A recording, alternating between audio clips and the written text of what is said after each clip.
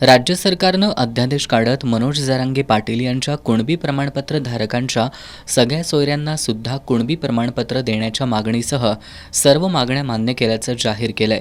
त्यानंतर जरांगे पाटील यांनी मुख्यमंत्र्यांकडून सरबत घेत उपोषण सोडलंय।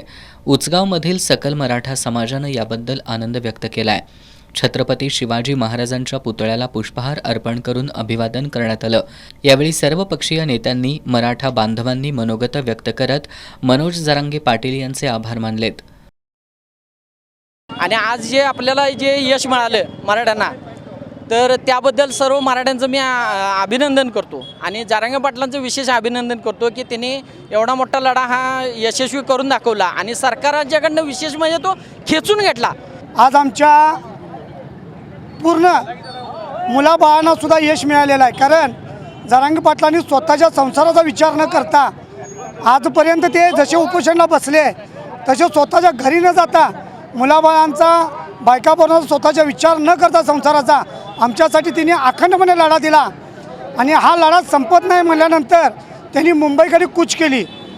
ज्या वेळेला मराठ्यांचं वादळ मुंबईकडे येतं आहे असं समजल्यानंतर ते बघितल्यानंतर जे राज्य सरकार जे राज्यकर्ते आहेत त्यांच्या उरात धडकी भरली आणि त्यांनी तो आज अध्यादेश जाहीरच केला।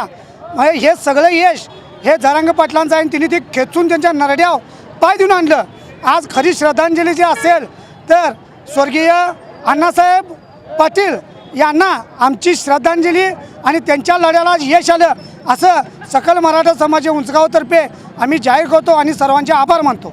यानंतर साखर पेढ्यांचं वाटप करण्यात आलं। गावातील प्रमुख मार्गावरून मोटरसायकल रॅली काढत जल्लोष करण्यात आला।